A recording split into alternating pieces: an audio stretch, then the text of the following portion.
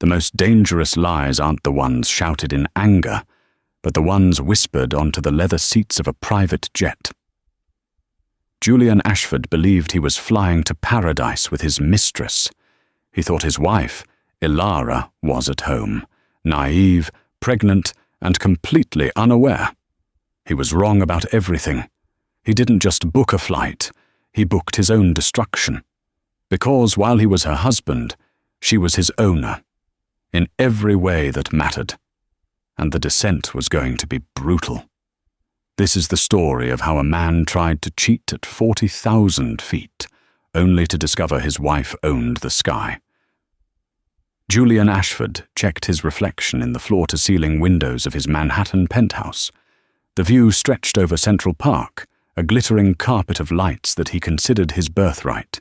He adjusted the cuffs of his Tom Ford shirt, a smug smile playing on his lips. At 42, he was the picture of success, handsome, ruthless, and the executive vice president of Ashford Hale Global, a private equity firm that, in his mind, he had built from the ground up. In the softer light of the living room, his wife, Ilara, sat curled on a sofa.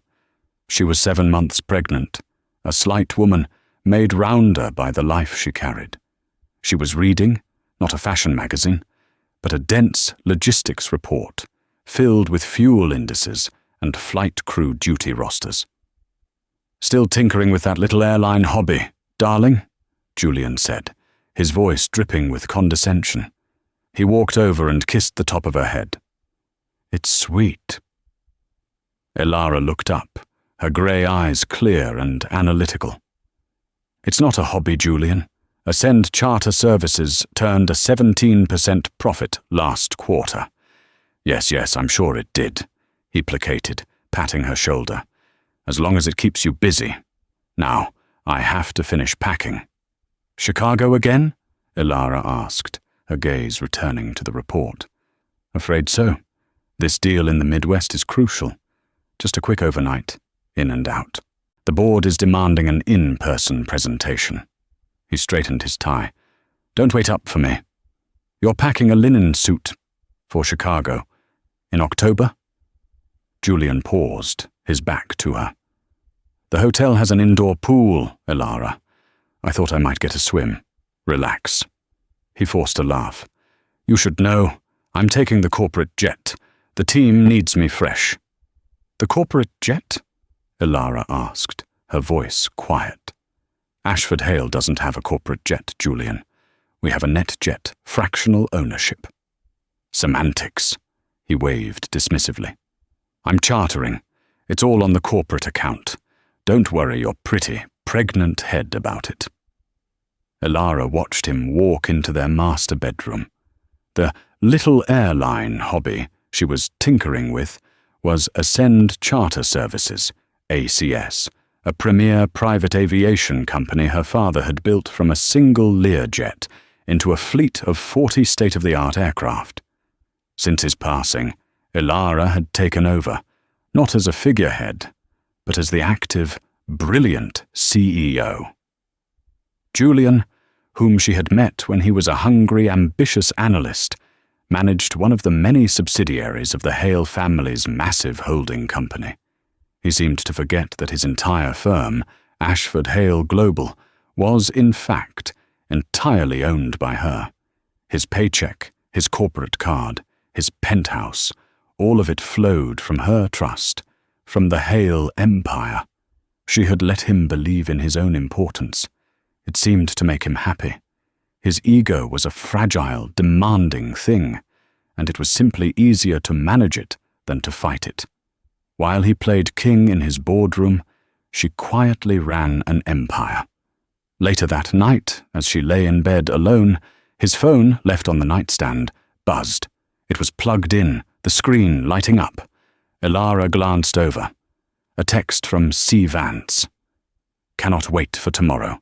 Italy. You are my king. I've already packed the red dress. You won't be able to resist." Ilara's breath hitched. Italy. Not Chicago. C. Vance. Chloe Vance. a junior analyst at Julian's firm. A stunning, hungry-looking woman Ilara had met at the company Christmas party. A woman whose eyes had lingered on Julian far too long. The blood drained from Ilara's face, leaving behind a cold, hard clarity. The lie wasn't just about another woman. The lie was about everything. He was using her own money, the funds from the company she owned, to fly his mistress to Italy. He was packing linen. She picked up her own phone, her fingers moving with precision. She opened the secure portal for Ascend charter services. She didn't need to guess which airline he'd booked. Arrogant men were creatures of habit. He would book her airline, believing it was just some anonymous charter service, because he knew ACS had the best, the Gulfstream G650s, the Bombardier Globals. He would want to show off. She logged into the executive manifest for the Teterboro, TEB, FBO. And there it was, Flight 722, N900 ACS, a Gulfstream G650UR, departure 10 Max AM, destination Linate, Lynn, Milan, Italy, passenger manifest 2, primary PAX, Mr. Julian Ashford. Guest PAX, Ms. Chloe Vance. Billing, Ashford Hale Global Corporate Account. Ilara looked at the special requests. 1 bottle of Armand de Brignac, Ace of Spades champagne, chilled. Petrosian caviar with blinis. A cold lobster platter. He was throwing a party in her sky. A cold, sharp fury, cleaner and more powerful than any sadness, settled over her. He didn't just underestimate her as a wife. He underestimated her as a businesswoman. He was staging his affair inside her own multi-million-dollar asset. She closed her eyes, her hand moving to rest on her pregnant belly. "He has no idea," she whispered. He had no idea who he was dealing with. She picked up the phone and dialed the number for her head of operations, a man who had worked for her father for 20 years. "David," she said, her voice perfectly level. "It's Ilara Hale. I need to make a sensitive, last-minute alteration to the flight plan for N900 ACS tomorrow morning. No, the client will not be aware of it until he's airborne. And get me Captain Miller. I want him on this flight.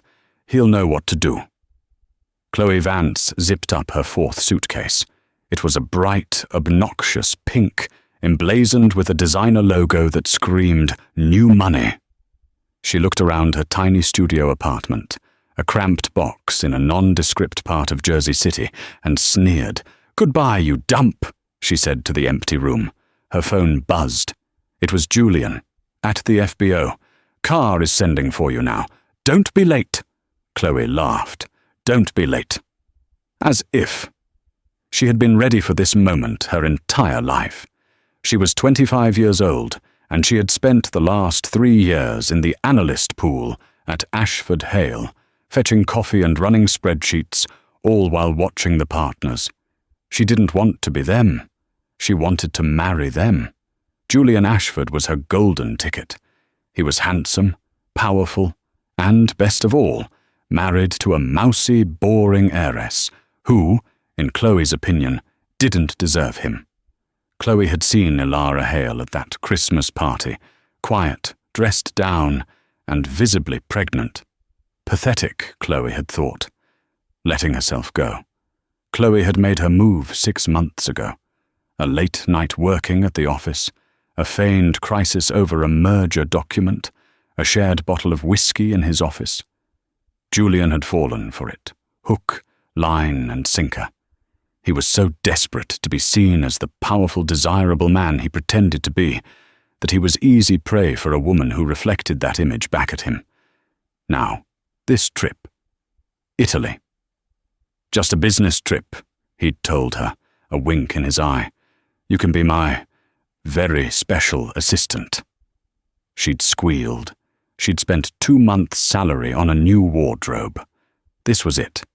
This was the moment she would seal the deal, convince him to leave his pregnant, boring wife and make her the new Mrs. Ashford. A black Escalade, commissioned by Julian through the charter service, idled outside her building. The driver loaded her 4 bags. She slid onto the plush leather seats, feeling like a star. When she arrived at the private FBO at Teterboro, Julian was waiting inside the sleek, quiet terminal. He looked every bit the master of the universe, sipping an espresso, his eyes scanning the tarmac. "There you are," he said, kissing her full on the lips. He didn't care who saw. This was his world. "The plane, Julian," Chloe breathed, looking out the window. Is that it?" Parked just outside, gleaming white under the morning sun, was a Gulfstream G050ER. It was long, sleek, and impossibly elegant. "That's our ride," Julian said, grabbing her hand. "Ascend Charter Services. They're the best. Only the best for you, baby." "Ascend," Chloe murmured. "Isn't that—" "Just a name," Julian cut her off. "They're one of the biggest operators on the East Coast. Now come on, they're ready for us." A uniformed pilot and a flight attendant were waiting at the bottom of the stairs. "Welcome aboard, Mr. Ashford. Ms. Vance." The flight attendant, a polished woman in her 40s named Sarah, smiled. "I'm Sarah, and I'll be taking care of you on our flight to Milan today." "Milan?" Chloe giggled, squeezing Julian's arm. "I love the sound of that." They stepped inside. The cabin was a masterpiece of cream leather, polished dark wood, and brushed platinum. It smelled like wealth. There were 2 distinct living areas, a full galley and a private stateroom in the back. "Oh, Julian," Chloe whispered, her eyes wide. She ran her hand over the supple leather of the club chair. This is how life is supposed to be." "Get used to it," Julian said, settling into a seat and accepting a pre-departure glass of water from Sarah. He declined the champagne. "Not until we're in the air. We toast to our future." As the jet door was sealed, Chloe felt a definitive click. She was leaving her old life behind. She looked at Julian, who was busy texting on his phone, probably sending some last-minute lie to his wife. Poor Elara, Chloe thought, feeling a sudden, sharp spike of pity that was really just contempt. Stuck at home, getting fat, while her husband takes me to Italy. The 2 massive Rolls-Royce engines spooled up with a deep, powerful hum. The jet taxied, smooth as silk, and in moments they were accelerating down the runway, a surge of power pinning them to their seats. They lifted off, climbing steeply over the New York skyline, banking east over the Atlantic. The fasten seatbelt sign dinged off. "And now," Julian said, his eyes glittering. Sarah appeared, as if on cue, with the silver ice bucket and the green-gold bottle of Armand de Brignac. The cork popped with a satisfying thwump. She poured 2 crystal flutes. Julian raised his. "To us, Chloe," he said. "To new beginnings, and to a long, long weekend in Lake Como." "To us," she chirped. They clinked glasses. The champagne was crisp, expensive, and tasted like victory. Chloe settled back, sipping her drink, and watched the curve of the earth appear as they climbed to 41,000 feet. She was, quite literally, on top of the world. While Chloe and Julian were toasting over the Atlantic, Elara Hale was in the ACS Operations Center, a high-tech nerve center adjacent to the main Teterboro hangar. The room was dark, lit only by the glow of 24 monitors displaying weather patterns, flight paths, and aircraft telemetry. It was the beating heart of her company. David Chen, her head of operations, stood beside her, a tablet in his hand. David was a quiet, precise man who had started as a baggage handler for Elara's father. His loyalty was absolute. 900 ACS is wheels up as of 10:04 a.m., David reported. They've passed 10,000 feet and are on their cleared transatlantic route. Estimated arrival in Milan. Well, that's irrelevant now. "Good," Elara said. Her voice was flat, devoid of emotion. She was wearing simple black trousers and a cashmere sweater, her pregnancy a gentle curve under the fabric. She looked less like a grieving wife and more like a general commanding a war room. "Captain Miller is at the controls," David continued. "First Officer Reynolds is with him. Both are senior pilots. Flight attendant Sarah is the best we have.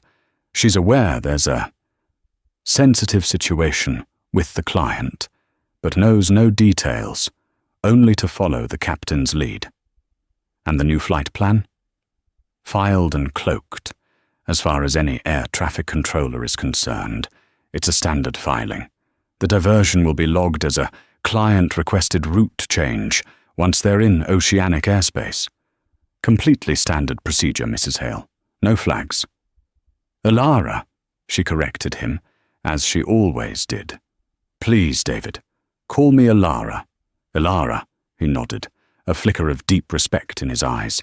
"The crew at BGR is standing by." "BGR," Elara said, testing the name. "Bangor, Maine. It was one of ACS's key technical stops and refueling hubs for transatlantic flights. It was also remote, quiet, and home to a massive private ACS maintenance hangar that she owned outright. It was the perfect place." "And the other matter?" she asked. David tapped his tablet. "Our legal team, led by Arthur Bennett, is en route to BGR on your G700. They will arrive approximately 2 hours before N900 ACS. The local sheriff's department has been notified that we will have a private security detail meeting a flight. We've filed a trespass warning for 2 individuals, names to be provided upon arrival, just in case they become uncooperative." "They will be," Elara said. "Julian doesn't like to lose." She had spent the last 12 hours meticulously dismantling his life. While he was sleeping peacefully, dreaming of Italy, she had been on a 4-way conference call with her legal, financial, and security teams. First, she'd had Arthur Bennett, her family's notoriously brutal lawyer, draw up the divorce papers. The petition was ironclad, citing adultery, and included a motion to immediately freeze all shared assets pending review. Second, she convened an emergency virtual board meeting of the Hale Holding Company. As majority shareholder and chairwoman, it was a formality. She presented the evidence: Julian Ashford's corporate card statements, which were a sea of illicit dinners at Daniel and Le Bernardin, jewelry receipts from Cartier, and now the charter of a $65 million jet for his mistress. The board voted unanimously. Julian Ashford was terminated, effective immediately, for gross misconduct and embezzlement of company funds. Third, she had her security team change the locks and access codes to the penthouse. His belongings were, at that very moment, being boxed up and sent to a storage unit in Queens. She was methodical. She was precise. She was her father's daughter. The betrayal had hurt. Waking up to that text message felt like a physical blow, a theft of air from her lungs. The fact that he could do this while she was carrying his child, it was a special kind of cruelty. But the grief had lasted only an hour. It was quickly replaced by a cold, crystalline rage. He hadn't just betrayed her as a wife, he had insulted her as an owner. He had used her own power against her, assuming she had none. He thought she was a hobbyist. He thought she was sweet. Julian had made the cardinal sin of all arrogant men. He had confused kindness for weakness. "David," Elara said, turning away from the glowing map of the North Atlantic, "I'll be flying to Bangor myself. Have my jet ready in 30 minutes. "You're going to be there?" David asked, surprised. "Elara, are you sure? With your condition?" "My condition makes me clearer, David, not weaker," she said. "I'm pregnant, not incapacitated. He started this using my company. I will end it inside my company. I want to see his face when he realizes he didn't just book a flight. He booked his own judgment day." Elara walked out of the operations center and across the tarmac to her personal jet, a sleek Bombardier Global 7500. As she boarded, She looked east into the high, clear sky where N900 ACS was speeding toward a destination it would never reach. "Enjoy the champagne, Julian," she whispered to the wind. "It's the last thing you'll ever get from me." 3 hours into the flight, 900 ACS was a silver speck over the vast, empty blue of the North Atlantic. The point of no return had been passed. They were in oceanic airspace, handed off from one anonymous controller to another via high-frequency radio. Inside the cabin, the party was in full swing. The first bottle of Armand de Brignac was empty. The caviar had been devoured. Julian had his tie undone, his feet up. Chloe, giddy and slightly drunk, was taking selfies, carefully angling the camera to show the ACS logo on the bulkhead and the champagne flute in her hand. "Julian, this is life," she slurred happily, snuggling against him. "We should do this every month. Maybe we can go to Dubai next, or St. Bart's? Whatever you want, baby," Julian murmured. He was feeling expansive, powerful. The G650 was an incredible machine. He felt like a true master of the universe. He'd even sent a text to Ilara. "Long day. Chicago is freezing. Board meeting was a success. Love you." He'd winced at the "love you," but it was necessary. Keep her docile, keep her at home, nesting. He looked at Chloe, at her youth, her flawless skin, her overt adoration. This was what he deserved. Not a quiet, intellectual wife who was more interested in engine maintenance reports than in him. In the galley, Sarah, the flight attendant, was cleaning the crystal flutes. Her earpiece chirped. It was a secure text-based message from the cockpit, routed through the plane's satellite communications. Cabin, F.A. Sarah. Secure from FLT-DK. We will be initiating a diversion in 10 minutes. ACAR's message from OPS. Client requested diversion to BGR. Repeat, BGR. Sarah's professional mask didn't slip, but her eyebrows rose. BGR. Bangor. The client had been so insistent on Milan. This was strange. A client-requested diversion that the client clearly hadn't requested. She knew what this meant. This was an owner-level directive. She'd been with ACIS for 15 years. She'd seen Ilara Hale grow up. She'd adored Ilara's father. She looked back into the cabin at Julian and Chloe, who were now laughing loudly, their feet on the priceless wood veneer tables. A flicker of disdain crossed her face before she smoothed it away. Galley. FLT-DK. Acknowledged. Cabin secure. In the cockpit, Captain Miller, a silver-haired veteran, looked at his first officer. "Right," Miller said. "Message received. OPS confirms. We're turning to heading 310. Contact Gander. We're diverting to BGR." "Reason?" the first officer asked. "Owner's prerogative," Miller said gruffly. He wasn't paid to ask questions, but he'd seen the passenger manifest. He knew who Julian Ashford was, and he knew who Ilara Hale was. He could put two and two together. "Let's make it sound good." Captain Miller switched on the intercom. His voice, calm and authoritative, filled the cabin. "Folks, this is Captain Miller up front. Apologies for the interruption. We've just received a word from our operations center. Unfortunately, it appears there's an unexpected and significant ground crew strike unfolding at Linate Airport in Milan. All private aviation handling has been suspended indefinitely." In the cabin, Julian and Chloe sat up straight. "What?" Julian said aloud. "Suspended? What the hell does that mean?" "Due to this unforeseen closure," the captain's voice continued, "we are not permitted to land in Milan. We are working on an alternative, but for now, we must divert. We'll be turning toward Bangor, Maine, which is our primary Atlantic hub. We will land there, refuel, and our ground team will try to arrange a new flight plan. I sincerely apologize for the inconvenience. Sarah will be through to secure the cabin. We expect to be on the ground in Bangor in about 90 minutes. The intercom clicked off. Bangor? Chloe shrieked. Maine! What is in Maine? I didn't pack for Maine.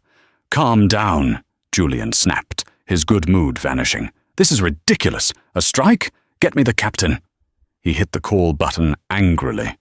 Sarah appeared. Mr. Ashford? This is unacceptable, Julian fumed. I'm a priority client. Get the captain on the sat phone.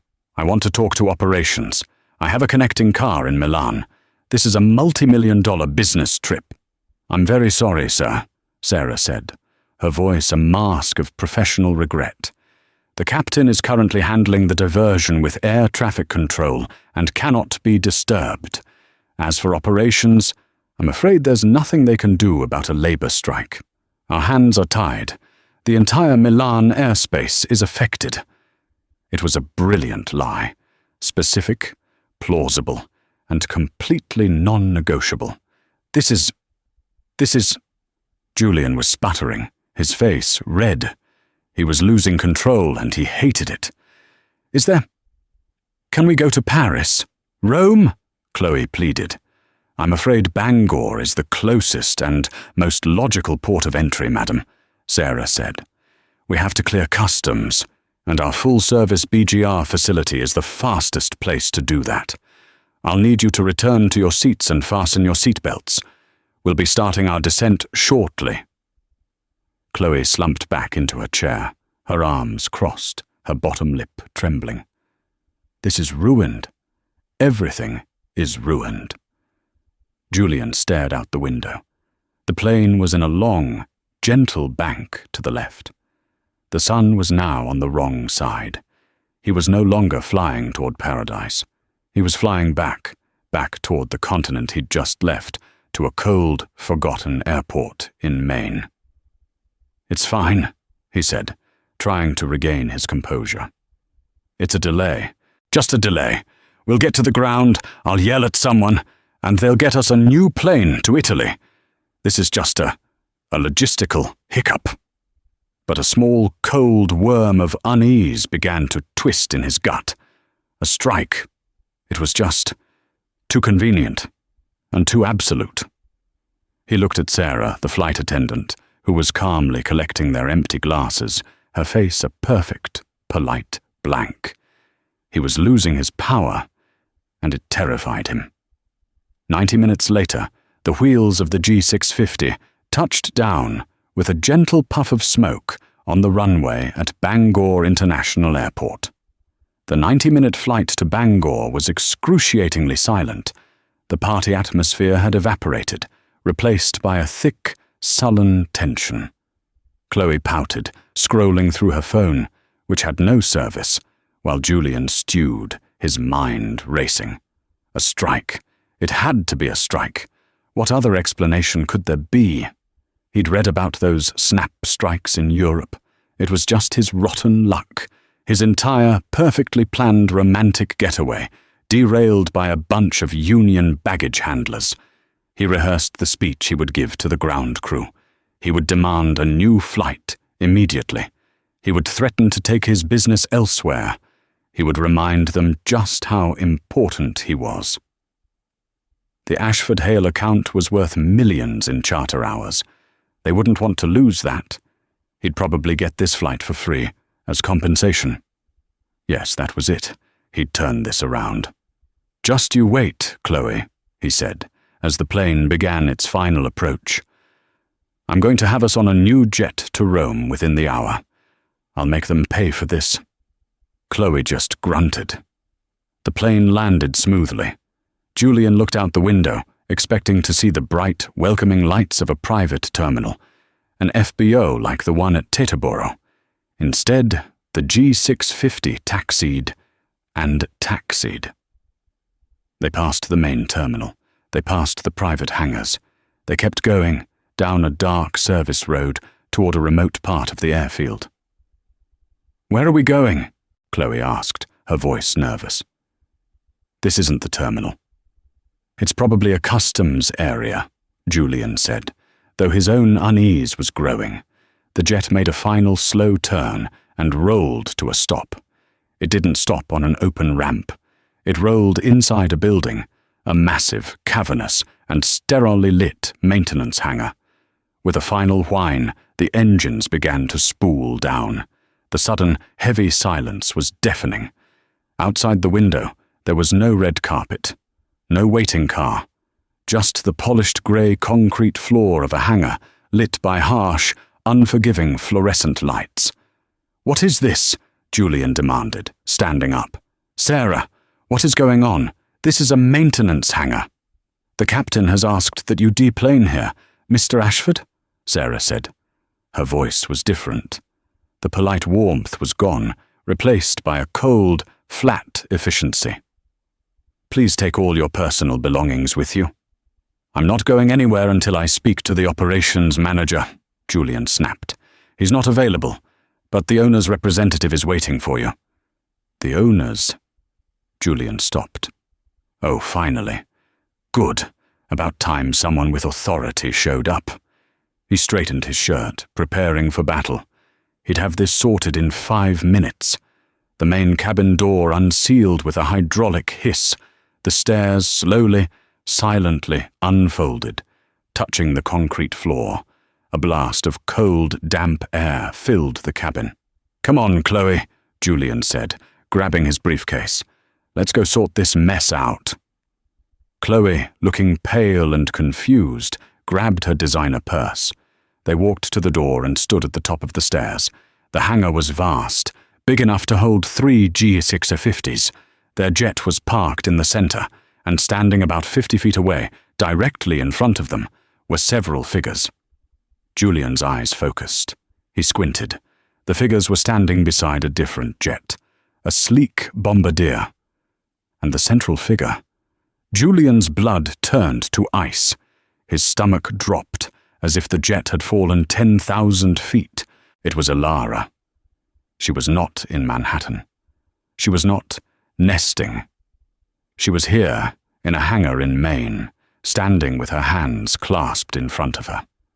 She was flanked by 2 very large men in dark suits, and a third man, older, with a face like a hawk, holding a leather satchel. Julian recognized him instantly. It was Arthur Bennett, the family lawyer. The shark. "Ilara?" Julian whispered. The name came out as a dry croak. Chloe, standing behind him, saw her too. "Oh my God," she breathed. "Oh my God, Julian, that's your wife." Julian's mind fractured. It tried, desperately, to assemble the pieces. Ilara. Here. The lawyer. The hangar. The strike. There was no strike. The realization hit him not as a thought, but as a physical force, a punch to the gut that left him breathless. "Ilara!" he called out, forcing a smile, his voice echoing unnaturally in the huge space. He started down the steps, pulling his confused, loving husband mask into place. "Darling, what on earth are you doing here? Our flight. There was a strike in Milan. It was diverted. What a crazy coincidence." Ilara didn't move. She just watched him approach, her grey eyes as cold and flat as the concrete floor. "There was no coincidence, Julian," she said. Her voice was clear, cutting through the silence. "And there was no strike." Julian stopped, about 10 feet from her. Chloe hovered behind him, a pale ghost. What are you talking about?" Julian stammered. "The captain said—" "The captain," Ilara interrupted, "is Captain Miller. He's been with my family for 20 years. He follows my orders, Julian, not yours. I diverted the flight. Welcome to Bangor. I believe it's lovely this time of year, though you won't be staying long." Julian's world tilted. He looked from Ilara's cold face to the massive, gleaming Gulf Stream he had just left. He looked at the ACS logo on the hangar wall. Ascend Charter Services. Your family?" he said, his mind slow. This is just some airline we use." Ilara let out a small, dry laugh. It was a terrifying sound. You poor, arrogant fool. You've been married to me for 5 years. You've been running a company that my company owns. And you never once, not once, paid enough attention to know what I actually do." She took a step forward. "My father, Robert Hale, founded Ascend Charter Services. This hangar, this jet, the pilots, the flight attendant you've been ordering around, they are all mine. You didn't charter a flight, Julian. You borrowed my plane for your affair." The blood drained from Julian's face. He was white as a sheet. "Elara, listen, this isn't... I can explain." "Explain what?" she asked. "Explain her?" She flicked her eyes toward Chloe, a look of such profound dismissal that Chloe visibly flinched. "Explain Ms. C. Vance on the manifest. Explain the Armand de Brignac and the lobster. Explain the hotel reservation at the Villa d'Est on my corporate card, the one you thought I didn't see." "Julian," Chloe whimpered, "you told me she didn't know anything about the business. You told me she was just a housewife." "Shut up, Chloe," Julian hissed, panic rising in his throat. He turned back to Elara, his hands raised. "Elara, baby, listen to me. This is a mistake, a terrible, stupid mistake. That woman means nothing to me. I was stressed. The pressure of the job. You've been so distant." "Distant," Elara said, her voice rising for the first time, sharp as glass. "I've been pregnant, Julian. I've been growing your child while you were buying lingerie for a 25-year-old analyst." "Please, Elara," he begged. He was desperate now. "We can fix this. I'll fire her. I'll do anything. Don't do this. Think of the baby." "I am," Elara said. "I'm thinking of the world I want to bring my child into, and it's not one that has you in it." She nodded to the lawyer. Arthur Bennett stepped forward, his face impassive. "Mr. Ashford," Arthur said, his voice a dry rustle. He opened his satchel and produced a thick file. "You are hereby served with a petition for divorce, citing adultery.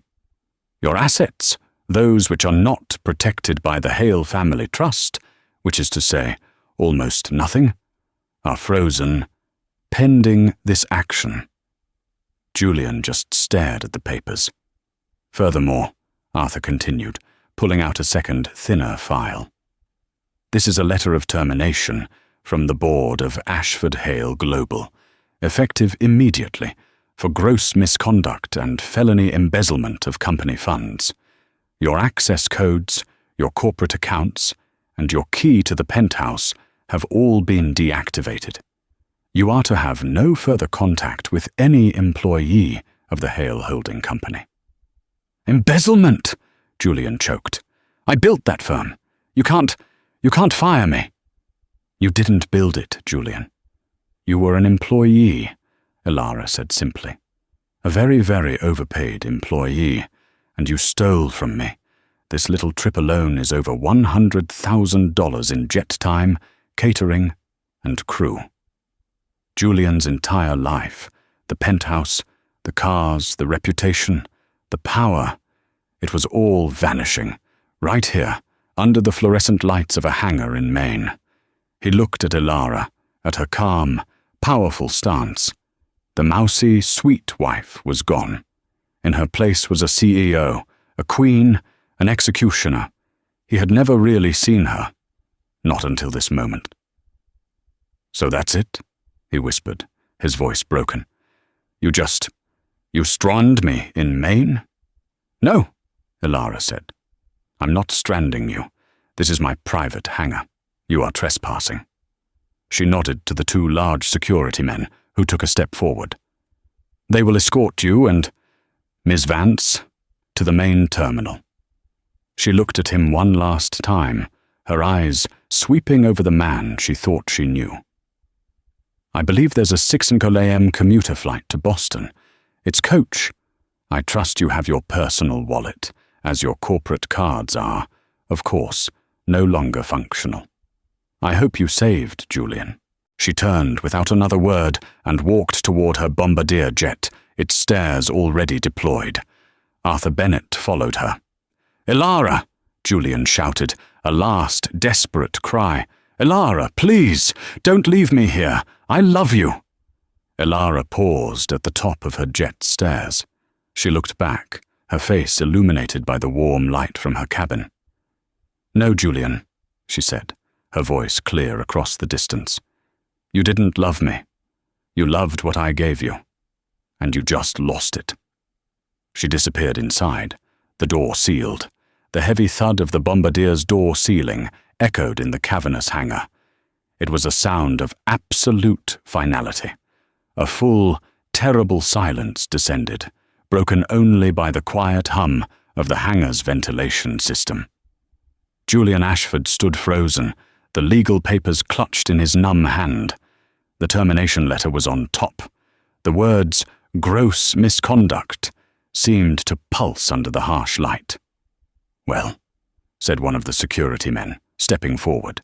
He was built like a refrigerator and had a completely impassive face. "You heard the lady. Time to go." I... Julian couldn't form a sentence. His brain had stalled. Chloe finally broke. The shock and silence shattered, and she let out a wailing sob. "You lied to me!" she shrieked, turning on Julian. She hit his chest with her fists. "You told me you were the boss. You told me she was nothing. You ruined my life. Get off me!" Julian snarled, pushing her away. Chloe stumbled, her high-end heels scraping on the concrete. She was a mess, mascara running in black rivers down her pale face. "My bags!" Chloe suddenly remembered, looking wildly back at the G650. "My 4 suitcases! My new clothes! I need my bags!" "The baggage is being transferred, ma'am," the second security guard said, not unkindly. "It'll be at the main terminal for you to check. Assuming," he added, "you can pay the baggage fees." The humiliation of it was a physical acid. The thought of his carefully packed Tom Ford suits and Chloe's designer dresses being hauled into the main terminal, of them having to stand in line at the coach check-in. It was unthinkable. "I am not flying coach," Julian said, his voice low and trembling with rage. "I am Julian Ashford." "You were Julian Ashford," the first guard said, his patience clearly gone. "Right now, you're just a guy trespassing in Mrs. Hale's hangar. Let's go. Now." He put a large hand on Julian's shoulder. Julian flinched, but the grip was like iron. He had no choice. The 2 security men walked them, one in front, one behind, toward a small metal service door in the corner of the hangar. As they walked, the engines on Elara's bombardier jet spooled up, the deep, powerful hum filling the space. Julian didn't look back. He couldn't. The guards pushed them through the service door, out into the pre-dawn chill of the Maine morning. It was dark, cold, and smelled of jet fuel and pine. A simple black sedan was waiting. "This will take you to the main terminal," the guard said. "Don't come back to this side of the airfield. You won't be welcome." He shut the door. Julian and Chloe sat in the back of the car, separated by a chasm of mutual hatred and failure. They didn't speak. The car drove them around the perimeter of the airport. As they neared the terminal, Elara's bombardier screamed overhead, climbing fast and steep into the dark sky, its navigation lights blinking, heading south, heading home. They were dropped at the curb for departures. It was 4:30 a.m. The terminal was mostly empty, save for a few sleepy travelers and a janitor. Julian walked, like a zombie, to the ticket counter. I need 2 tickets on the 6 a.m. flight to Boston," he said to the agent. "That'll be $480, the agent said, chewing gum. Julian pulled out his wallet. His hand trembled as he pulled out his personal visa. He had been so used to the black corporate Amex, the card that never declined. He handed it to the agent. The agent swiped it. and swiped it again. "Sorry, sir," she said, her voice bored. "It's declined." "What?" Julian's voice cracked. "That's impossible. Try it again." She tried it again. "Declined. Do you have another card?" Elara. She hadn't just frozen the shared assets. She must have had him removed from their personal accounts too. The prenup. He'd barely read it. He'd been so in love, so sure he could charm her. He'd signed whatever Arthur Bennett had put in front of him. He was broke. "Julian?" Chloe's voice was sharp. "Julian, pay for the tickets." I can't," he whispered. "What do you mean you can't?" she shrieked, drawing the attention of the janitor. It's declined." Chloe stared at him, her face a mask of pure, unadulterated loathing. "You are useless," she spat. She opened her own purse, pulled out her emergency credit card, and slammed it on the counter. "One ticket. Just mine." "Chloe, wait!" Julian grabbed her arm. "You can't leave me here." "Watch me," she snarled, snatching her ticket from the agent. "You're nothing. You're a fraud. And you're broke." She turned and marched toward the security checkpoint, her single carry-on rolling behind her, not once looking back. Julian Ashford stood alone in the Bangor International Airport terminal. The sun was beginning to rise, casting a weak grey light through the windows. He had $200 in cash in his wallet, a phone that was now just a useless piece of glass, and a set of divorce papers. He had flown to 40,000 feet, thinking he was a king, only to be brought crashing down to earth by the woman he thought was a fool. He had lost his wife, his job, his mistress, and his future, all before breakfast. The owner had welcomed him. And then she had taken everything. The automatic doors of the Bangor terminal slid shut behind him, muffling the sound of Chloe's retreating footsteps and the bored chatter of the ticket agent. Julian Ashford stood on the curb in the weak 4:45 a.m. light. The air was frigid, cutting through his expensive unlined linen suit, the suit he'd packed for Italy, for Lake Como. He shivered, a deep, convulsive shudder that came not just from the cold, but from the bone-deep shock. He was nothing. He had $212 in cash and a phone that was now, he discovered, completely dead. The HailNet corporate plan he was on had been severed. He had no data, no contacts, no ability to call a car. He was as isolated as if he'd been dropped on a desert island. He looked around. The terminal was a small, lonely outpost. A sign pointed to ground transportation. He walked, his briefcase, once a symbol of his power, now just a heavy, useless box, banging against his leg. "Bus?" he asked the dispatcher at the taxi stand, the word feeling alien and disgusting on his tongue. "Is there a bus? To New York?" The dispatcher, a large woman in a fleece vest, looked him up and down, taking in the expensive suit and the desperate eyes. "Greyhound station's downtown, 5 miles. Bus to Boston, leaves at 7:30 a.m. You can connect to New York from there. Cab'll run you $20. Julian handed over a $20 bill from his dwindling cash. The cab ride was silent, the driver humming along to a country music station as they drove through the dark, unfamiliar streets of Bangor.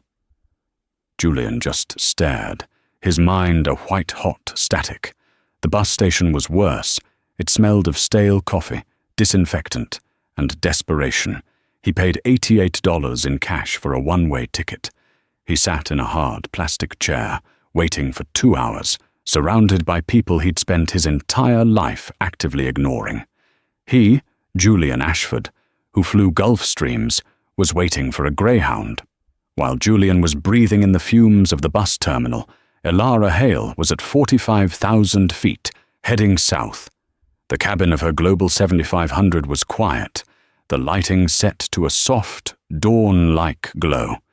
She had slept for an hour, a deep, restful sleep.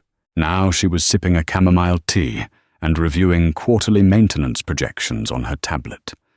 Arthur Bennett sat across from her, his own tablet glowing.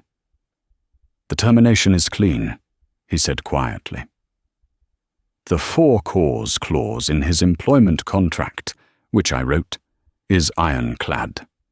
He has no stock options that weren't vested through the holding company, and his entire 401k was based on company matching, which we can and will claw back due to the felony embezzlement." "Good," Elara said. "I want him left with nothing he didn't earn before he met me, which, as I recall, was a 2014 model BMW and $70,000 in student debt." "Precisely," Arthur said, a thin smile touching his lips. "As for the penthouse, the doormen at 740 Park have been given his photo and a standing no trespass order. They are very, very loyal to your family, Elara. He won't get within 100 feet of the lobby." "And Ms. Vance?" "Terminated, same as Ashford. Her access was cut before she landed in Boston.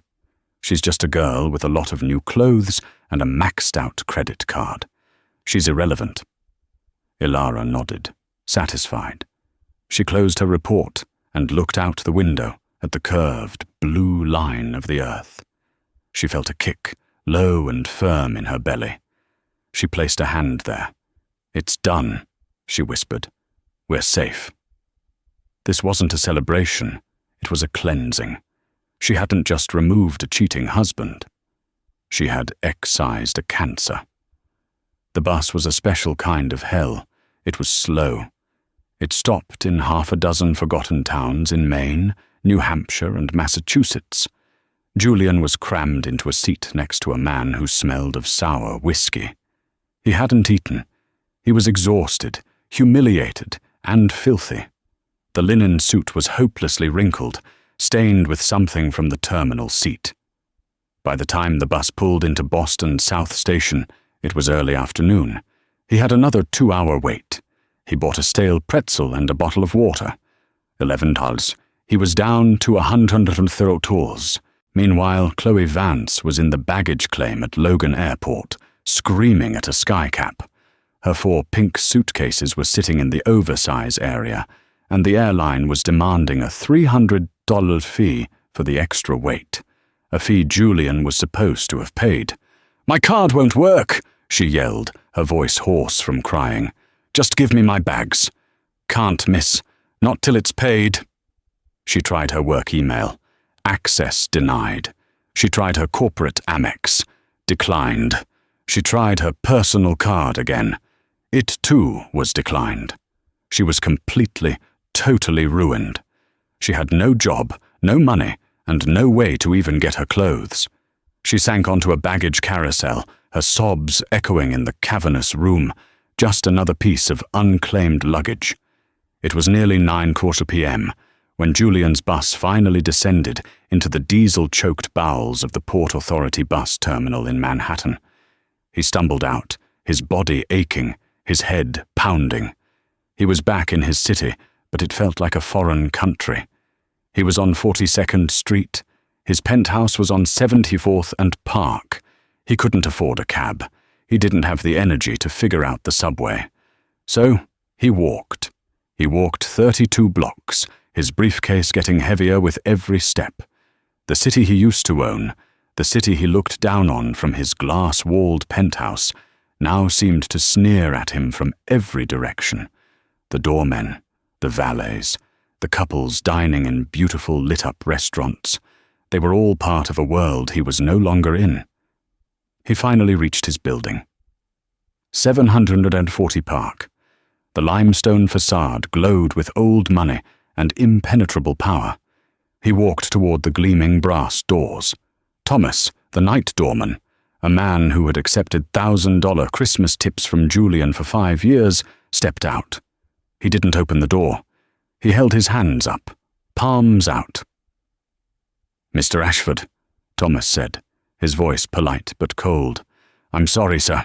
I cannot let you in." "Thomas, what are you talking about?" Julian panted, exhausted. "It's me. It's my home. Just let me in. "I have strict instructions from Mrs. Hale Ashford, sir," Thomas said, his eyes not meeting Julian's. "You are not a resident here. Your belongings have been removed. If you do not leave the premises, I will be forced to call the police." "The police?" Julian laughed, a dry, hysterical sound. "On me. Please, Mr. Ashford, don't make this difficult." The finality of it hit Julian. The doorman, the bus, the declined card, the hangar, Ilara. He backed away, shaking his head. He was a ghost, haunting his own life. He turned and walked away from the light of the canopy, a rumpled man in a ridiculous linen suit, carrying a briefcase full of useless papers. He walked until his feet were bleeding. He found a grimy, neon-lit motel in Long Island City, just across the river, a place that rented rooms by the hour. He paid $90 in cash. The room smelled of bleach and old cigarettes. The sheets were thin. He lay on the bed, still in his suit, and stared at the flickering fluorescent light in the ceiling. He could see the Manhattan skyline from his dirty window, a glittering, unattainable fortress. He was so close, and yet he had never been farther away. The fall was complete. It wasn't just 40,000 feet. It was a fall from grace, from power, from life itself. And he knew, in the buzzing, awful silence of that cheap motel room, that this was not the bottom. It was just the beginning of the long way down. Julian Ashford learned that day that there is no altitude high enough to escape the truth. He mistook his wife's kindness for weakness and her silence for ignorance. He forgot that the one who signs the checks is the one who sets the flight plan. Ilara Hale and her unborn child were already back in their penthouse, the locks changed, before Julian even found the bus station. He lost his wife, his job, and his pride in a single, icy morning in a Maine hangar. A brutal landing, but one he charted all by himself. What did you think of Julian's downfall? Was Ilara's revenge perfect, or would you have done something different? Let us know your thoughts in the comments below. This story is a reminder that the biggest betrayals often come with the steepest consequences. If you loved this drama, don't forget to hit that like button. Share this video with someone who needs to see it, and please subscribe to our channel for more real-life stories every single week. Click that notification bell so you never miss an update.